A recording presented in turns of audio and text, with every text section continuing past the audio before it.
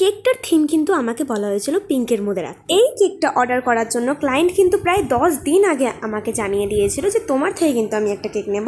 So high, I am গুনগুন, শিলিগুড়ি সুভাষপল্লী থেকে home baker and owner of sugar and pulse by Gungun. তো এই pink and পিন্টারেস্টি টাইপের কেকগুলো বানানোর জন্য আমার মনটা জাস্ট ছটফট করতে থাকে গায়ে। বাট যেহেতু ক্লায়েন্ট আমাকে কেকের কালার অ্যান্ড ফ্লেভারটা বলে দিয়েছিল, সো আমি ক্লায়েন্টকে একটা পিন্টারেস্টি টাইপের কেকের রেফারেন্স পিকচার পাঠাই, যেটা দেখে ক্লায়েন্টের পছন্দও হয়ে যায়। Wow, just wow. অ্যান্ড তোমরা নিশ্চয়ই ভাবছো যে আমি কেন এত খুশি হচ্ছি।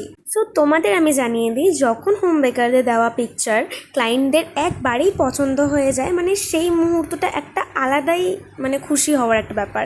কারণ আমরা অনেক দিন আগে থেকে ভেবে রেখে দিই যে এই ডিজাইনটা আমরা করব, সো এই ডিজাইনটা ক্লায়েন্টকে দেবো, এটার পিকচার যদি ক্লায়েন্টের পছন্দ হয়ে যায়, সো সেটা একবার হয়ে গেলে মানে এটা একটা আলাদাই অনুভূতি। তোমরা কিন্তু তোমাদের স্পেশাল ডেগুলোতে আমার থেকে কেক নেওয়ার জন্য অবশ্যই আমার স্ক্রিনে দেওয়া নাম্বারে আমার সাথে কন্ট্যাক্ট করে নিতে পারো, অ্যান্ড ইনস্টাগ্রাম অ্যান্ড ফেসবুকেও আমাকে মেসেজ করে দিতে পারো। অ্যান্ড এই কেকটা কিন্তু আমার ক্লায়েন্ট তার মায়ের জন্য নিয়েছিল।